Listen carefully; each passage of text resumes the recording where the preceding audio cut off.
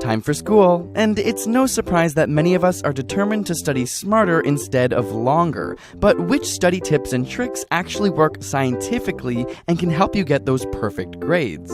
First up, research shows that study sessions are most effective in small, short chunks. Instead of cramming in a 10-hour study session, it's much more effective to spread it out into 20, 30-minute sessions over a few weeks.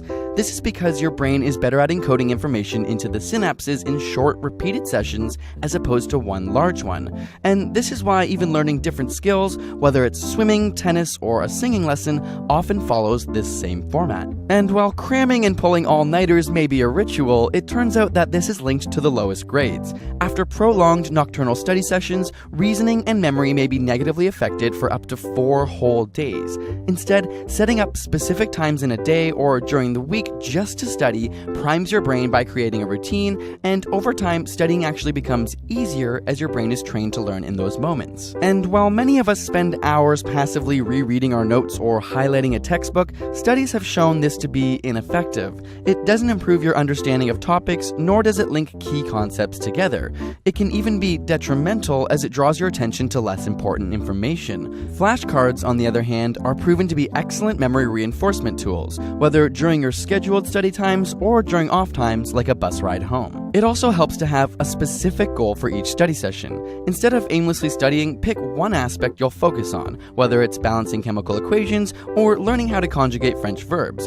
If you can't explain it simply, then you don't understand it well enough. In studies where individuals were asked to learn a passage and then half were told that they would be tested on the material while the other half were told they would have to teach it to other students, participants expecting to teach it did much better at understanding the main points. When you're expecting to teach, your brain organizes the information in a more logical, coherent structure. Of course, practice, practice, practice. Not only do practice tests put your brain in the environment, but even if you make mistakes, they help identify gaps in your knowledge. Practice tests have also been shown to increase confidence, thereby leading to better performance. So, where should you be studying? Research shows that having a designated sacred spot for study that's well equipped with every tool you might need is best. Just like setting times, this primes your brain for studying. Have an awesome study playlist?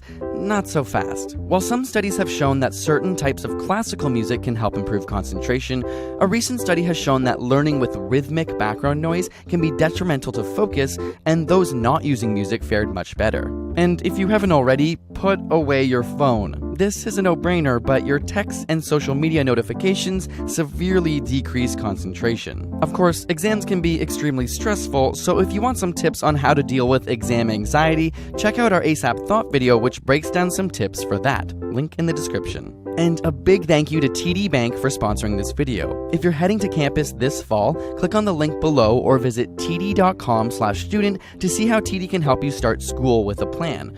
We know how tough it can be getting buried in books and bills, and TD has some great solutions for you. Be sure to check it out.